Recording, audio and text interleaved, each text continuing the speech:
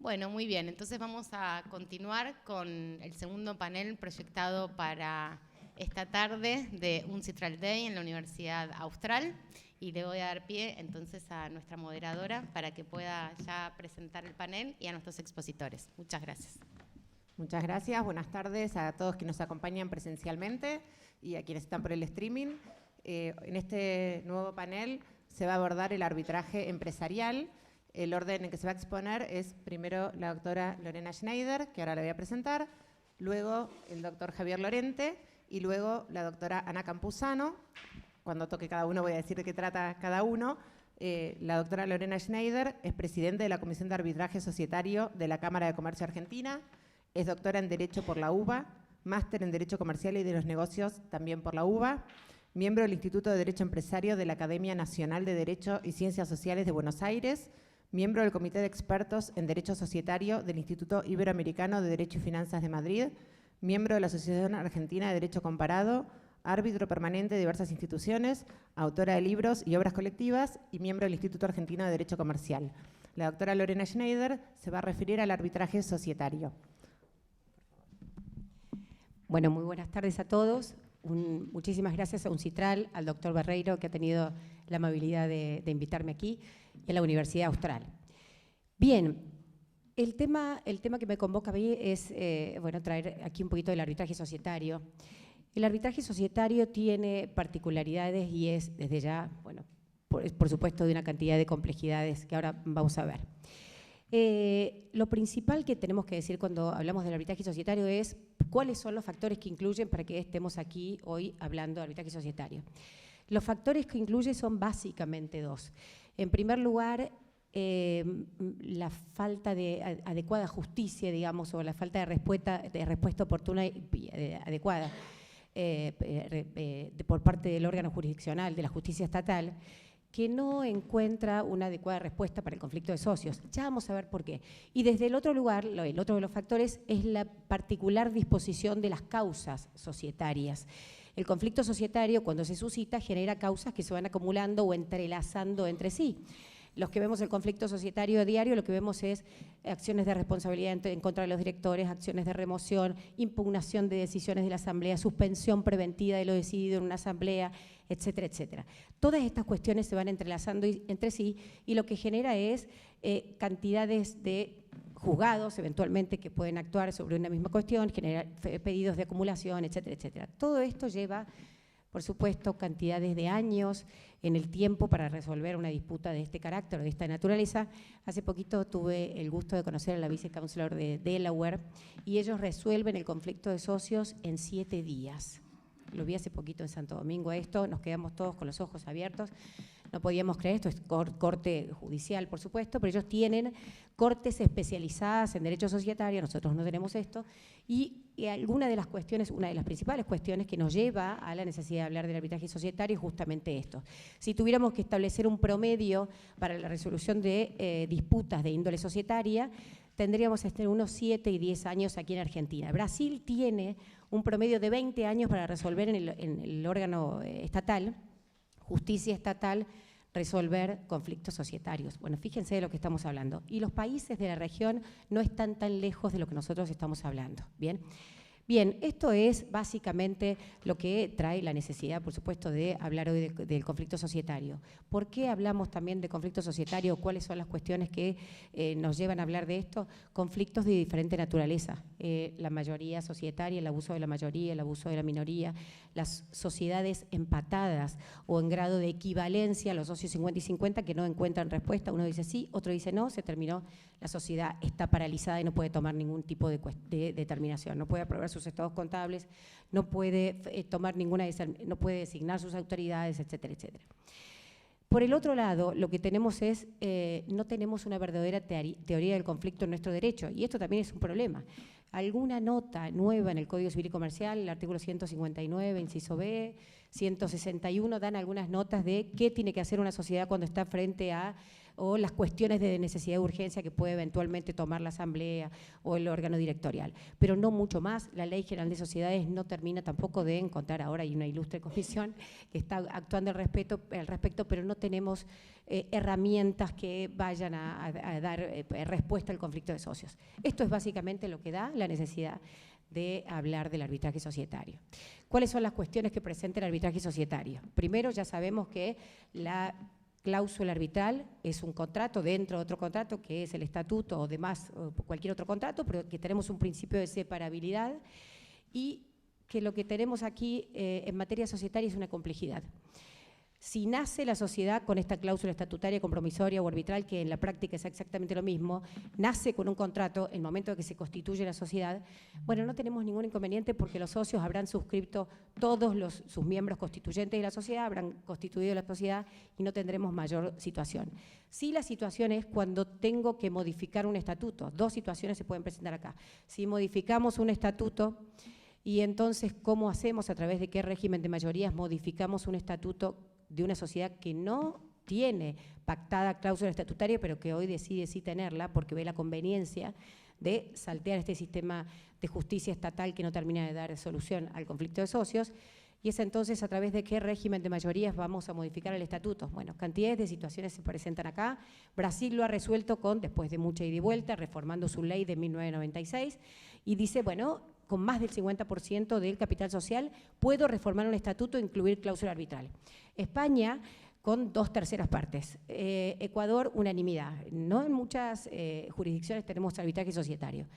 Y coincidentemente lo tenemos en los países de Latinoamérica, excepto España.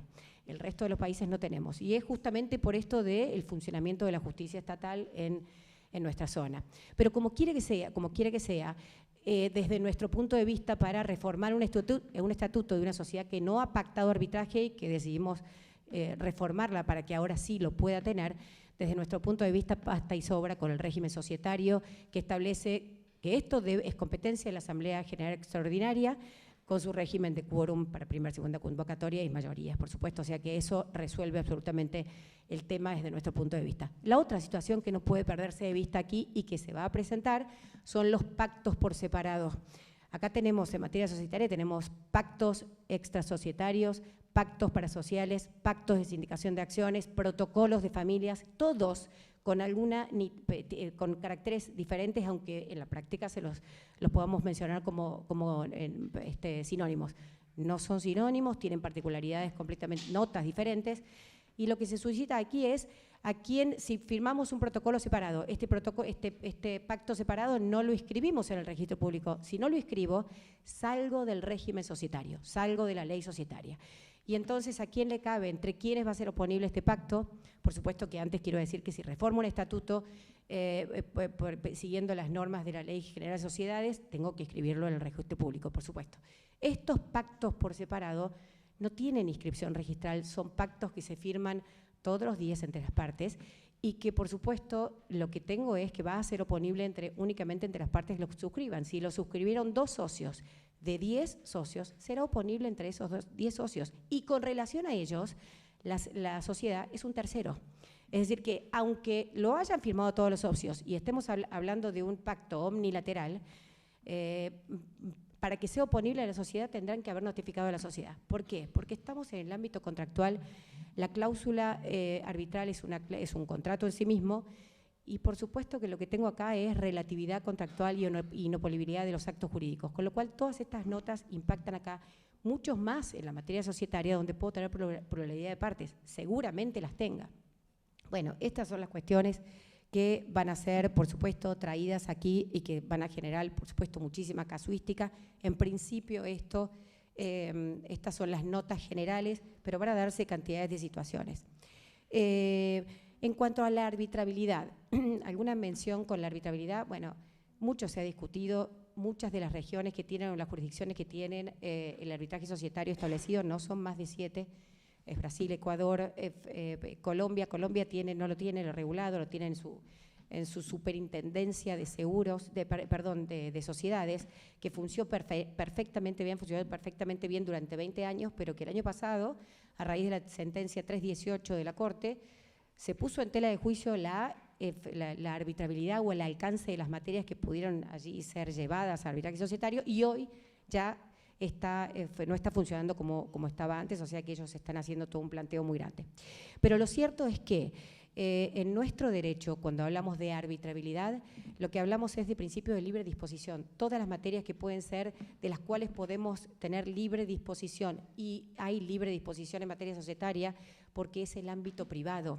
Y esto supone que todas las materias que puedan ser objeto de renuncia a transacción, el Código Procesal Civil y Comercial lo establece, y que puedan ser renunciadas, pueden ser objeto de arbitraje. Con lo cual, como estamos en un régimen de libertad absoluta, autonomía de la voluntad, principio de propiedad, el contrato está regido por las normas de la propiedad, lo dice, es un derecho de propiedad, tenemos autonomía de la voluntad, con lo cual es principio constitucionalmente reconocido.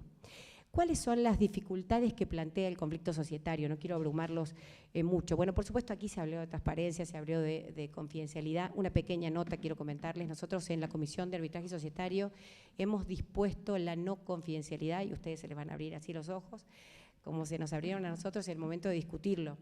La cuestión del arbitraje societario es tan complejo y puede eventualmente involucrar a tantas partes, terceros, no signatarios, por supuesto, empresas de un grupo, ya vamos a ver ahora, es otra de las complejidades, pero además partes que no hayan sido signatarias o que lo hayan sido en un pacto separado, y que el resto de las personas que no hayan formado parte, la misma sociedad, quiera ver qué sucede con ese arbitraje, que esté en curso. O sea que, en principio, la regla es, y creo yo que está bien que así sea, la no confidencialidad, excepto que las partes soliciten y que se den cuestiones excepcionales que ameriten plantear o establecer la confidencialidad del arbitraje del laudo, del proceso arbitral.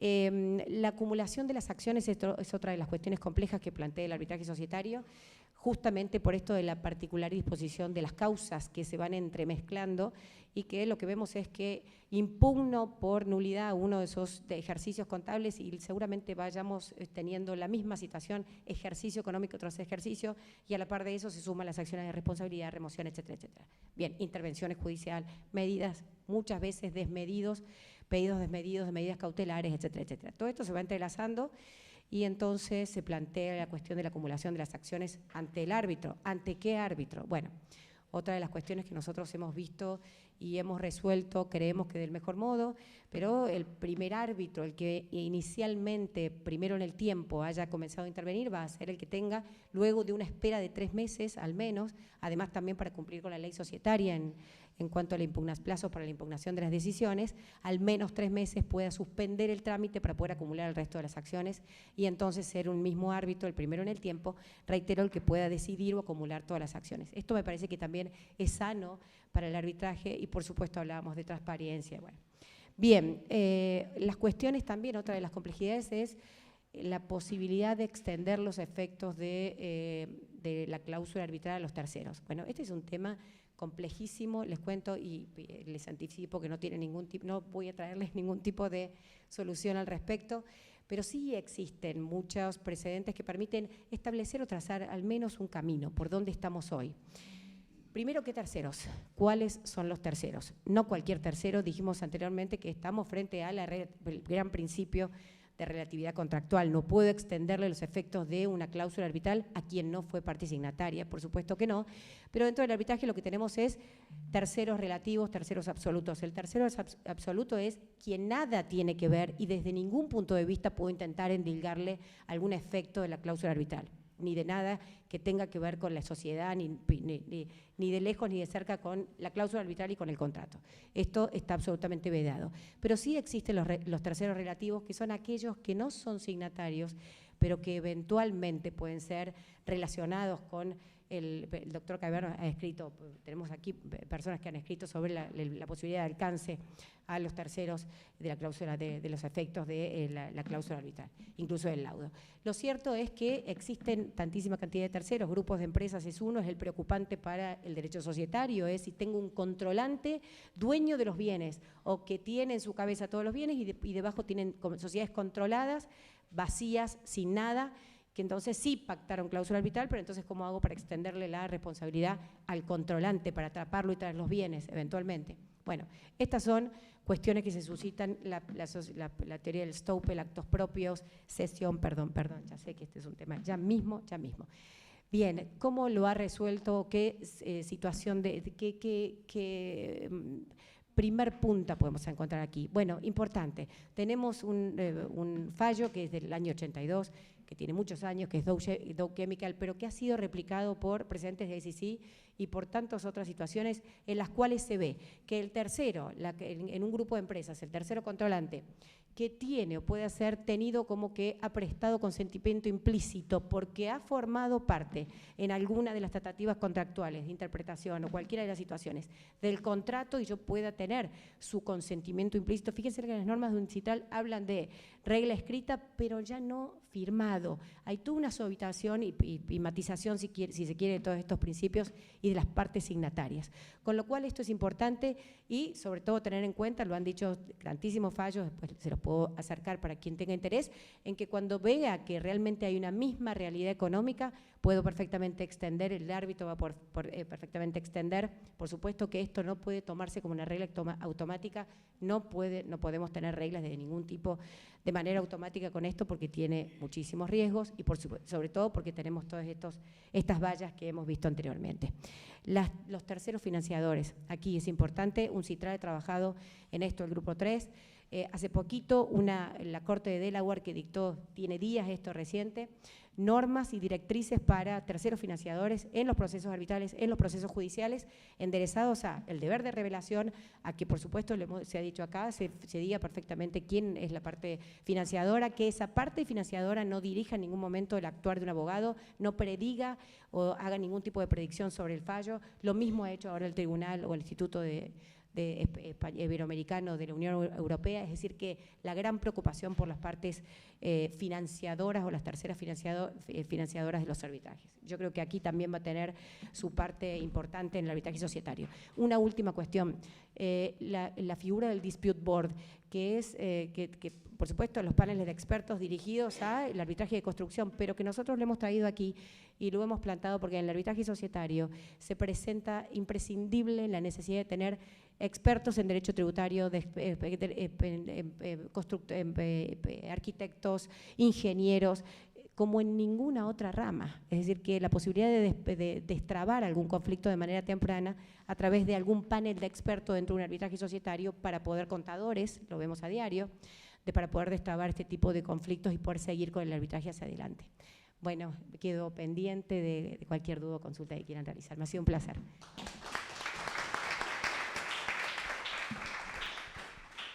Muchas gracias, Lorena, sobre todo por la presión. Ahora va a hablar el doctor Javier Lorente. El doctor Javier Armando Lorente es abogado de la UBA, máster en Dirección de Empresas, Executive MBA, Universidad de Itela, socio del estudio Lorente López Abogados, asesor de empresas en asuntos corporativos y concursales, docente de grado y de posgrado en la Universidad de Buenos Aires y la Universidad Católica Argentina, autor de más de 20 libros y participaciones en obras colectivas, y de más de 100 trabajos en doctrina en materia mercantil, con particular énfasis en derecho concursal y societario. Es miembro del Instituto Argentino de Derecho Comercial y representante internacional del Instituto Argentino de Derecho Comercial y de otros institutos. Tus 15 minutos, por favor. ¿Qué tal? Buenas tardes a todos. En primer lugar, es de rigor, pero lo hago con enorme placer, agradecer al Instituto Argentino y a la Universidad Austral esta oportunidad que surgió a partir de algún contacto que me hicieron en una de las reuniones de trabajo de UNCITRAL, de poder traer uno de estos LAC Days aquí en esta labor conjunta entre la Austral y el Instituto Argentino. Yo, como anticipó Marina, mis 15 minutos de gloria quiero dedicarlos a una relación que podríamos calificar como turbulenta, una relación intensa que hay entre el derecho concursal y el arbitraje, ¿no? En la Argentina y en el mundo alguna referencia a España haremos, que pasan por un problema similar, pero quiero dedicar unos minutos a lo que hace UNCITRAL en sí mismo, porque todos lo damos por sentado y el trabajo que hace UNCITRAL es formidable. Más allá de la comisión en sí misma, la Comisión de las Naciones Unidas para el Derecho Mercantil Internacional, que es un trabalenguas en español, CNUDMI, por eso que estamos más habituados a referirnos por sus siglas en inglés. Más allá de la comisión en sí misma, que se junta una vez por año, sea en Nueva York o en Viena, lo que es formidable son los grupos de trabajo que permanentemente sostienen la labor de la comisión y, por supuesto, la secretaría permanente. Cada uno tiene su corazoncito respecto de cuáles son los grupos de trabajo más eficientes o más exitosos. Aquí voy a mencionar después algunos otros, pero básicamente el grupo 2, que es el que tiene que ver con arbitraje, resolución de disputas, mediación, y el mejor de todos los grupos, que es el grupo 5, es el de insolvencia. Destaco esto porque los grupos de trabajo, además de las representaciones que tienen de los delegados de cada uno de los países, permiten e instan la colaboración de organizaciones no gubernamentales o en algunos casos de organizaciones intergubernamentales, de los cuales acá tenemos representados, al menos en el grupo 5 de insolvencia, a 3 de ellos. Insol Internacional tiene asientos disponibles para participar. El International Insolvency Institute también tiene, pero destaco con énfasis que el Instituto Iberoamericano de Derecho Concursal, de la cual muchos de nosotros somos miembros, tienen asientos reservados permanentemente, 5 de ellos, para poder participar como órgano de consulta en estos grupos de trabajo. Y, por supuesto, el resultado de los grupos estos de trabajo son, la aspiración máxima es llegar a un tratado internacional, cosa que en materia de insolvencia es virtualmente imposible, pero leyes modelo, modelos de cláusulas contractuales, guías legislativas, guías de incorporación de guías legislativas y, cuando menos, recopilación de fallos o de pronunciamientos sobre esa cuestión en particular.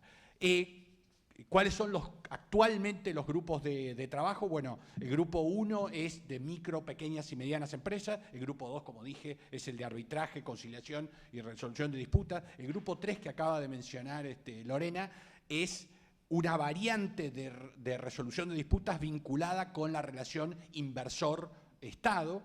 El grupo 4, comercio electrónico, un tema. El grupo 5, bueno, el mejor, ya lo habíamos dicho, y el grupo 6, venta de buques, venta judicial de buques. ¿Cuál es la situación en Argentina de este choque cultural, muchas veces con egos personales involucrados, entre el derecho concursal y el arbitraje? Estamos en una segunda etapa, empezamos con una etapa completamente violenta, de conflicto, de contradicción. Ahora estamos en una etapa de convivencia y creo que estamos en condiciones de dar el paso a una etapa colaborativa, o por lo menos esto es lo que nos vienen sugiriendo desde los textos internacionales de UNCITRAL. ¿Cuál es nuestra situación legislativa actual? No muy diferente de la española. Tenemos solamente una norma suelta por ahí, el 134, prevista para la quiebra. Raro que esté prevista para la quiebra, porque esto, si hay algún lugar donde debería operar, es mucho más en el procedimiento concursal recuperatorio o preventivo, y dice: la declaración de quiebra produce la inaplicabilidad de las cláusulas compromisorias pactadas con el deudor, salvo que antes de dictada la sentencia se hubiere constituido el tribunal de árbitros o arbitradores. Esta es la única norma que trae nuestra ley. Dice: la cláusula arbitral a futuro no opera, es decir, que aplicaría el principio general de prohibición de deducir nuevas acciones, incluso de una acción arbitral, pero respecto de los tribunales que ya se hubieran constituido, frase confusa si las hay un respeto respecto de, o por lo menos debería haber un respeto, del tribunal arbitral ya constituido.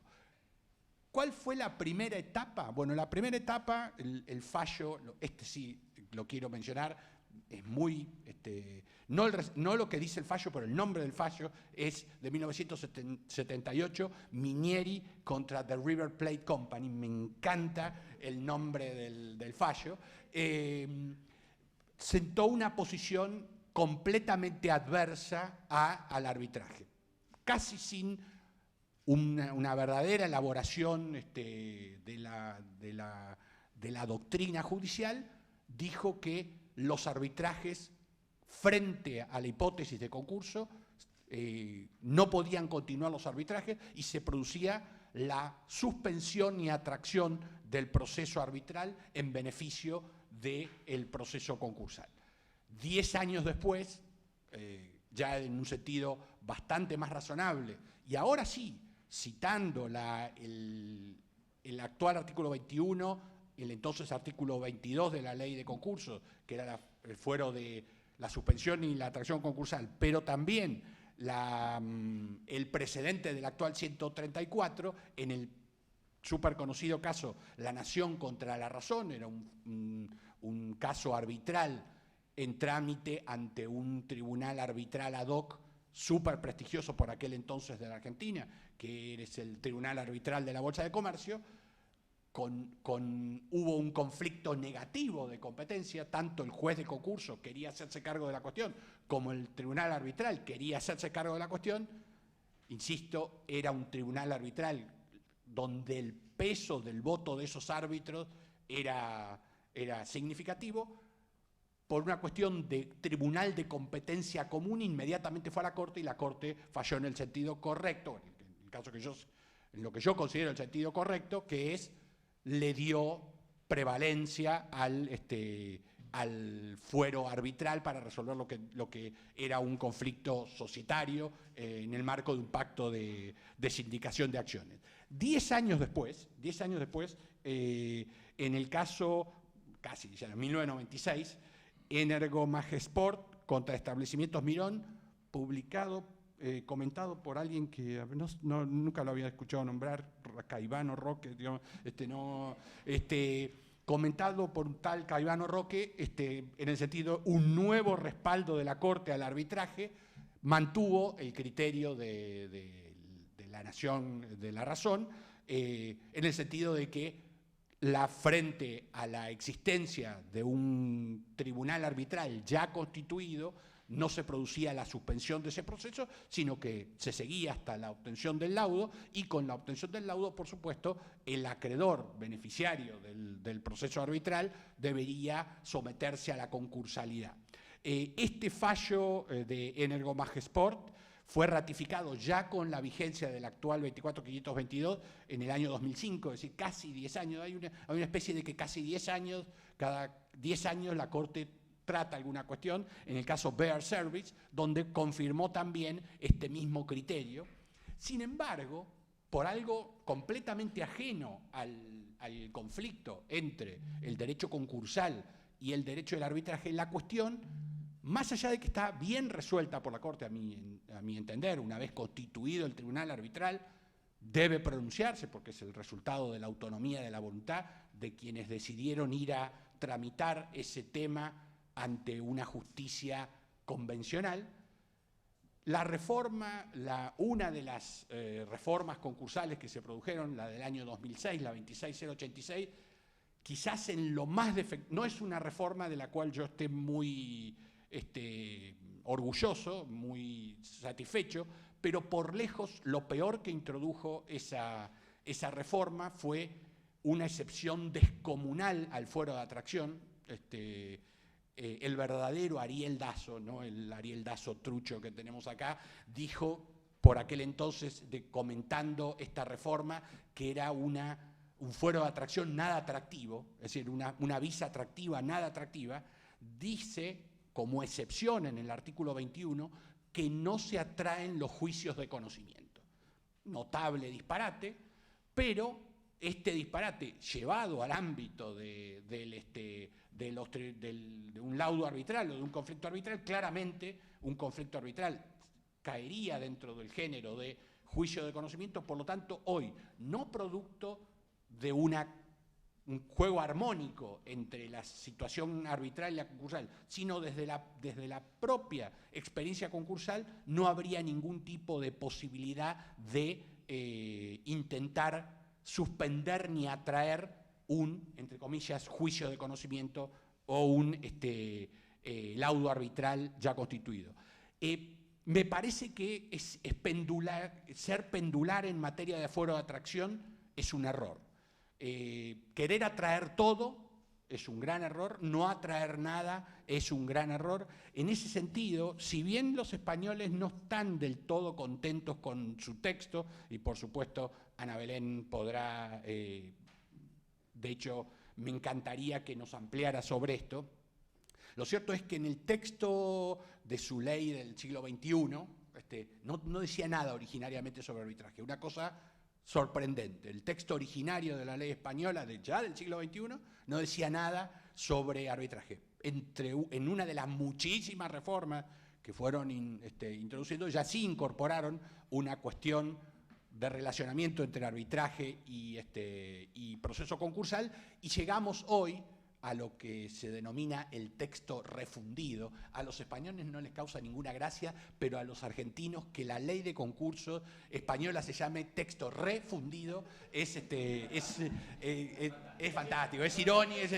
Bueno, el texto refundido, que a su vez supone también la transposición de directivas europeas, el artículo 140 actual, trae alguna disposición.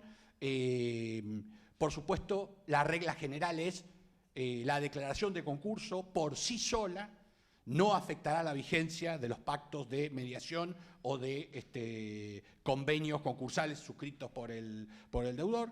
Los procedimientos de mediación y los procedimientos arbitrales en tramitación a la fecha de declaración de concurso, el lenguaje es parecido, en tramitación, ya están tramitando, continuarán hasta la tramitación de la mediación o hasta la firmeza del laudo arbitral, pero introduce, sí, en el párrafo tercero,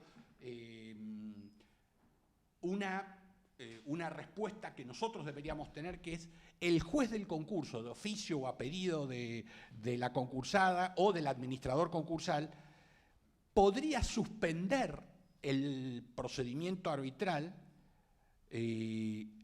si entendiera que pudieran suponer la tramitación del procedimiento arbitral un perjuicio para la tramitación del concurso. Entonces, la regla general es: continúan los procedimientos arbitrales, pero excepcionalmente, si de esto pudiera devenir algún perjuicio para el proceso concursal, podría ejercerse la suspensión y atracción concursal. Y creo que por ahí debería estar la respuesta, no solamente para la atracción o no atracción de trámites arbitrales, sino en general.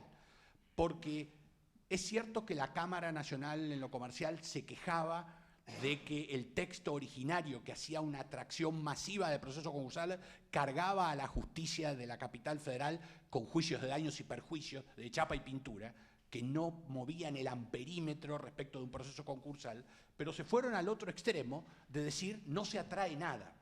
Y sea en un tema arbitral, por ejemplo, un arbitraje de consumo aceptado por el consumidor, bueno, esto no me afecta, que continúe en sede arbitral. Pero ¿qué pasa si estamos hablando de un laudo arbitral que pone fin a una relación contractual, que es lo esencial para la operación de la empresa? O un laudo arbitral del cual puede surgir una condena millonaria que cambia completamente la ecuación de la visión concursal. Esto, insisto, las posiciones pendulares de que no se atrae nada o se atrae todo, son un error, o creo que son un error. ¿Y cuál sería la tercera etapa? La etapa actual es una cierta armonía entre el derecho concursal y el arbitraje. Yo creo que la etapa que viene es de colaboración. Yo creo que el derecho concursal debe mirar al arbitraje y a cualquier mecanismo alternativo de resolución de disputa, mediación, conciliación, arbitraje, como una solución a situaciones que el propio derecho concursal a veces no puede responder. Por supuesto que esta es la inclinación de UNCITRAL. En reglas generales, la Ley Modelo UNCITRAL de Insolvencia Transfronteriza de 1997 específicamente prevé que dentro de la paralización de las acciones del conocido stay, en el artículo 20, esté el stay de los efectos de los laudos arbitrales o de los procesos arbitrales. La guía de aplicación al derecho interno de esta ley modelo, en su texto del 2013, en el párrafo 180, ratifica este mismo texto, pero haciendo la salvedad Ojo que estas limitaciones no deberían ser contrarias al Convenio sobre el reconocimiento y la ejecución de sentencias arbitrales extranjeras de 1958, especialmente teniendo en cuenta todo lo que es el arbitraje internacional. En el mismo sentido, la ley modelo del año 2018 de UNCITRAL sobre el reconocimiento y ejecución de sentencias relacionadas con casos de insolvencia también vuelve a hacer la salvedad de que puede haber una paralización, un stay, una suspensión de los trámites de un laudo arbitral, se impacta sobre un proceso concursal, pero creo que el horizonte próximo es lo que está marcando la última ley modelo de insolvencia que produjo el Grupo 5, que es la insolvencia de grupos de empresas, que de alguna manera lo acaba también de mencionar Lorena, porque cuando no estamos frente a ante un único ente, sino ante un grupo de entes, ¿qué pasa cuando más de uno de esos entes que forman parte de un grupo empresario están en proceso concursal en distintos países?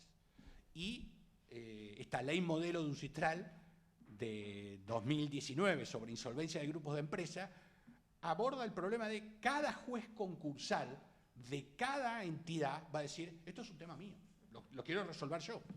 ¿Y cómo se pueden poner de acuerdo un juez de Bélgica respecto de un juez de Madrid si ambos están diciendo, bueno, la solución es, che, ¿por qué no van y no resuelven esto a través de un procedimiento de resolución alternativa de disputas? Por supuesto, conciliación, mediación y, cómo no, el arbitraje. Esto también nos exige, y con esto sí termino, un cambio de mentalidad.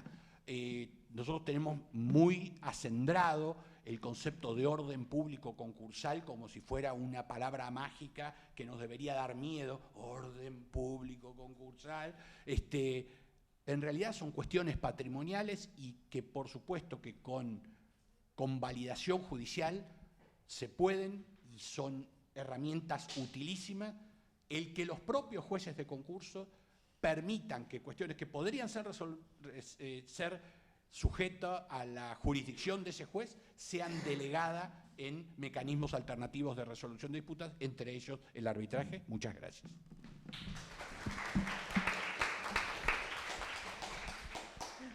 Gracias, Javier. Y ahora, como cierre, la doctora Ana Belén Campuzano nos va a dar su visión internacional en este tema. Es catedrática de Derecho Mercantil de la Universidad San Pablo CEU de Madrid, España, vocal permanente de la sección segunda de Derecho Mercantil de la Comisión General de Codificación del Ministerio de Justicia, licenciada en Derecho por la Facultad de Derecho de la Universidad de Cantabria con premio extraordinario de licenciatura, doctora en Derecho por la Facultad de Ciencias Jurídicas y de la Administración de la Universidad San Pablo CEU de Madrid con la calificación de sobresaliente cum laude, coordinadora del programa de doctorado en Derecho y Economía de CEU, Escuela Internacional de Doctorado, vicepresidenta académica del Instituto Iberoamericano de Derecho Concursal, miembro del Consejo Asesor Aranzandi y la Ley, codirectora del Anuario de Derecho Concursal Aranzandi y la Ley, coordinadora de la colección Empresas y de la colección concursal Tirán Lobranche, ponente y conferenciante en congresos, foros y encuentros nacionales e internacionales centrados especialmente en derecho a sociedades, derecho a la insolvencia y derecho marítimo, de los mismos sectores, autora de diversas publicaciones y miembro del Instituto Argentino de Derecho Comercial. Muchas gracias. Gracias a ti, querida Marina. Bueno, muchísimas gracias por tus palabras de presentación.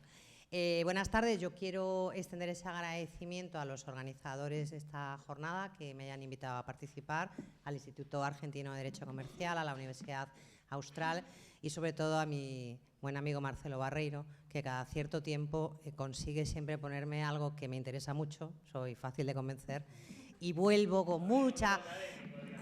Bueno, en general soy fácil de convencer, vamos a dejarlo ahí, pero ya que estamos en lo académico,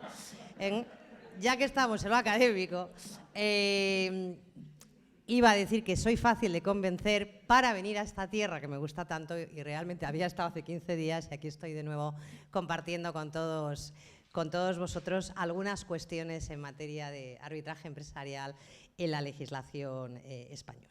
Y además estoy encantada de compartir panel porque me lo han puesto muy fácil, tanto Lorena como Javier, porque ya se han referido a algunas cuestiones que, en efecto, pues me vienen muy bien para que dentro de muy poco, pasa muy rápido, la moderadora me tenga que pasar un papelito de esos que yo le voy a pedir que sea de 5 minutos en lugar de 1 para cerrar sin atragantarme como han tenido que hacer muy bien mis dos compañeros de panel.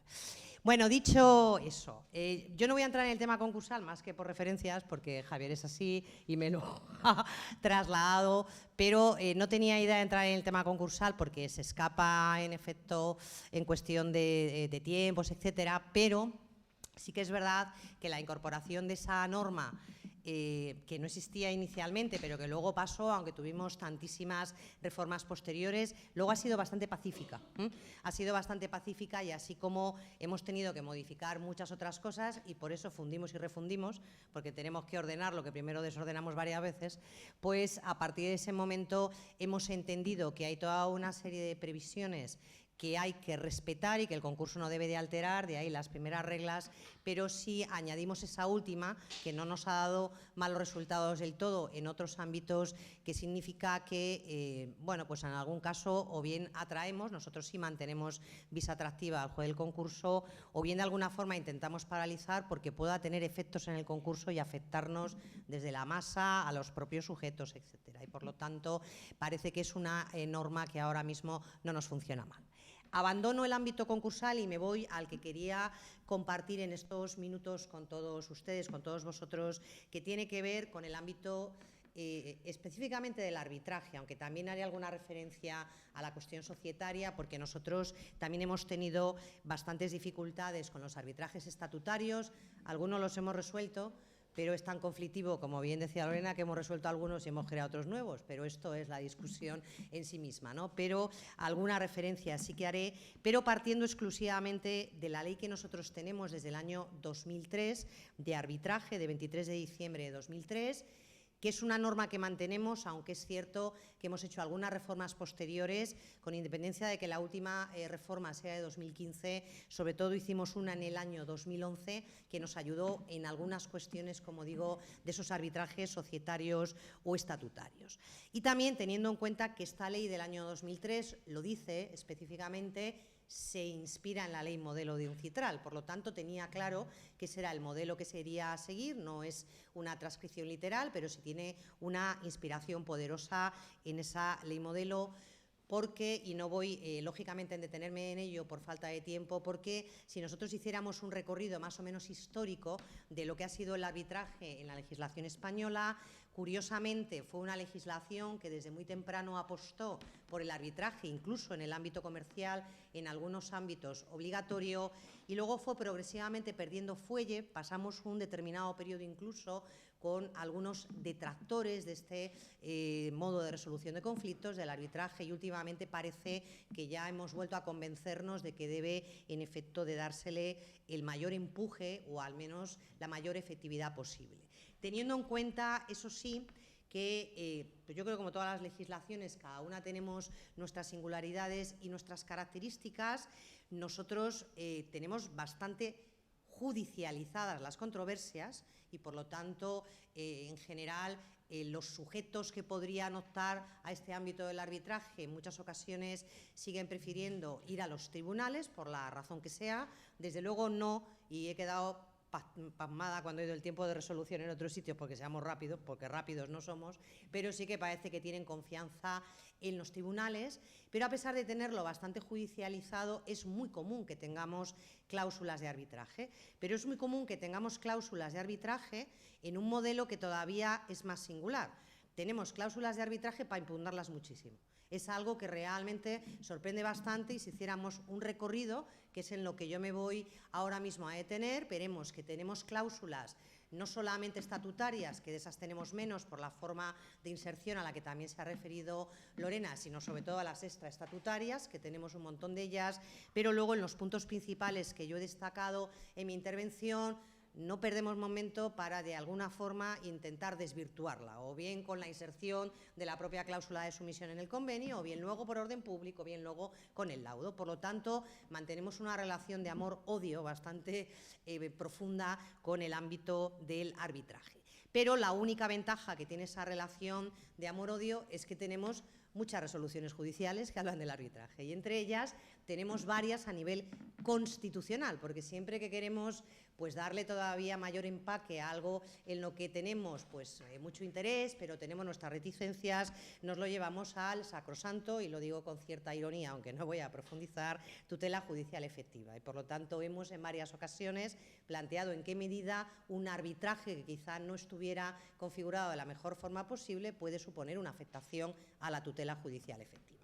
Yo es ese recorrido rápido el que quiero hacer, partiendo también de algo que ya indica cuáles son los perfiles que tenemos en nuestra ley de arbitraje sobre el arbitraje empresarial, y es que, por empezar con una de esas resoluciones del Tribunal Constitucional, tenemos una sentencia del Tribunal Constitucional de pleno, por lo tanto, de todos los magistrados, de 11 de enero de 2018, que declaró inconstitucional un precepto de la Ley de Contrato es Seguro que imponía el arbitraje para que se fuera una resolución más rápida de las controversias, alegando que la imposición unilateral por una de las partes, en este caso la entidad aseguradora, lo que hacía era privar de ese acuerdo voluntario que necesitamos entre los sujetos e imponérselo a alguien, aunque fuera específicamente, como digo, para que sus conflictos se pudieran resolver de manera más rápida. Por lo tanto, para que os hagáis una idea, como os decía, de qué tipo de conflictos y qué tipo de soluciones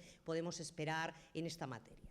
Lógicamente, me ciño en exclusiva a ese arbitraje empresarial, por utilizar un término, porque lo que sí que nos funciona muy bien es el arbitraje de consumo, pero tiene, desde luego, otras coordenadas muy diferentes. En cifras, en estadísticas, hablando del arbitraje de consumo, con mucho es nuestra mejor fórmula de resolución, incluso frente a la fórmula de la mediación, que salvo en ámbitos muy concretos, como familia y laboral, no termina de despegar en lo civil y mercantil, pero el arbitraje de consumo sí que tenemos cifras altísimas desde el punto de vista de la resolución y desde el punto de vista de los tiempos y del coste para el sujeto. Bueno, si me voy específicamente a la ley de arbitraje, son 4 las cuestiones que quiero indicaros muy rápidamente, que vienen a ser los 4 nodos que yo ahora mismo identificaría, más allá de muchas otras cosas que dice nuestra ley de arbitraje.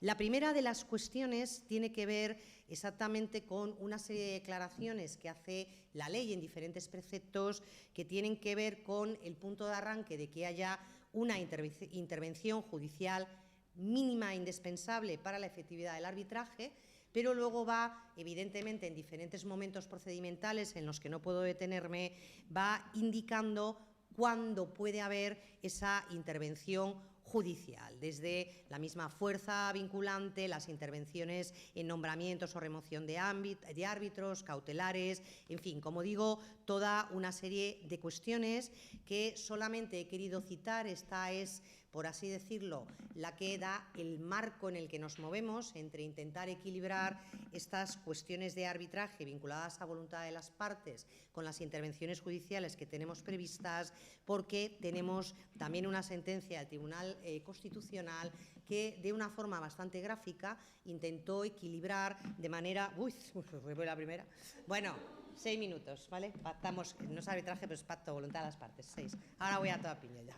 Bueno, como decía, una sentencia del Tribunal Constitucional de 15 de junio de 2020 que nos equilibró, como digo, o intentó equilibrar dónde situar esas dos cuestiones, la jurisdiccional y la arbitral, y que pudieran entre ellos entenderse lo mejor posible.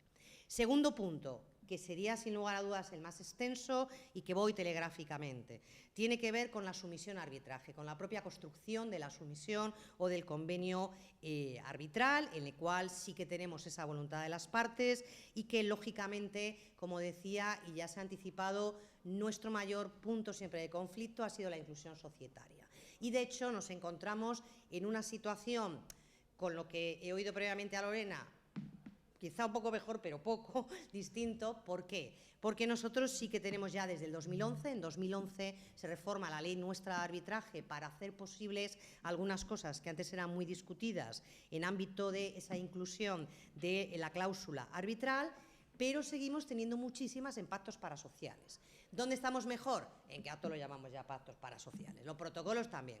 Todos son pactos parasociales, todos es indiscutible que tienen validez y la eficacia se queda interpartes, aunque con la complejidad de los que son pues absolutamente unilaterales, etcétera, la eficacia, bueno, pues tiene también sus aristas, que no son pocas, porque cuando tenemos unilateralidad y firmeza por todas las partes, bueno, aunque no le damos eficacia, nos hemos inventado ya también lo del abuso y el fraude de ley, se la damos igual. Bueno, pues no por societario, pero por otro lado. Pero todo es, como digo ya, pacto parasocial. Y a partir de ahí lo que tenemos en este punto es un artículo, que es el artículo 11 bis. El artículo 11 bis que nos llevaría sobre todo a aceptar algo que había sido muy debatido, que es la arbitrabilidad de los acuerdos sociales que se impugnan, porque en efecto era nuestro mayor punto de inflexión que ya tenemos aceptado. ¿Qué tendríamos ahora mismo? Indiscutible que es así, con un problema que no podemos resolver, y es que para impugnar acuerdos sociales tenemos también terceros y no les podemos extender lógicamente la sumisión a arbitraje, y en algún caso hemos tenido supuestos sujetos a arbitraje con un tercero impugnando y tenemos que mantener los dos y ver luego cómo lo coordinamos de la mejor forma posible, porque nuestros terceros tienen esa impugnación.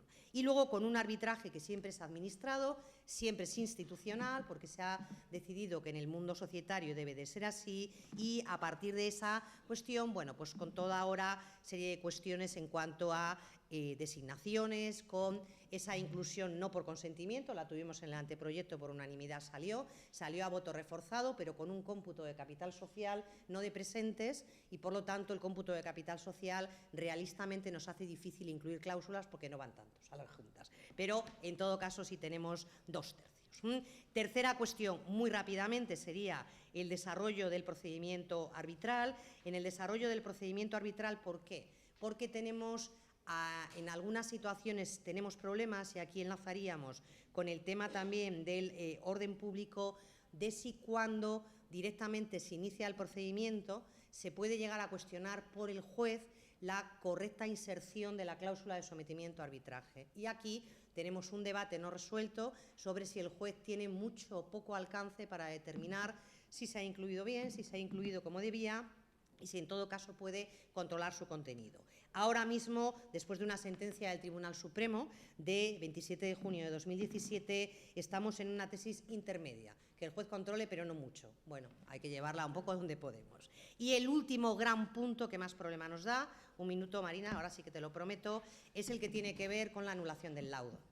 Nosotros tenemos un sistema de anulación y de revisión. Bueno, la revisión nos da menos problemas. El sistema de anulación, donde se nos invoca mucho orden público, es terrible. Nosotros tenemos muchos supuestos en los que se invoca la anulación del laudo. Por lo tanto, sentencia del Tribunal Constitucional, una de las últimas, de 15 de febrero de 2021, cómo ser capaces de contestar este recurso a anulación, o mejor dicho, esta situación de anulación. Intentamos no llamarlo recurso para que no se vea como que vamos a hacer un recurso sobre una primera instancia arbitral, sino simplemente una posible, como digo, revisión del laudo, pero esta de 15 de febrero de 2021 intenta llegar a un equilibrio. También un auto del Tribunal Supremo más antiguo de 21 de febrero de 2006, y a lo único a lo que parecen que estamos todos de acuerdo, no hemos llegado todavía a ver si se va a modificar o no, es que no podríamos dar salida a esto. Tenemos muchos, como digo, procesos de anulación. Si no admitimos, que es en la vía por la que va a un citral, con que las partes sean capaces de renunciar a esta situación de anulación, con nuestra legislación actual, mayoritariamente se entiende que no se podría renunciar a esta situación de anulación. Tendríamos que hacer una modificación, como digo, en el ámbito internacional, que viene a ser lo que se viene últimamente haciendo preponderante, para que no perdamos en efectividad lo que hemos ganado previamente en la inserción. Bueno, perdón por mi extensión y muchísimas gracias por vuestra atención. Muchas gracias, Ana. Estamos a 2 minutos del tiempo cumplido. No sé si hay preguntas. De la medianoche. No sé si hay alguna pregunta acá en presencial. Ariel, te alcanzo, espera, porque para que salga en la grabación.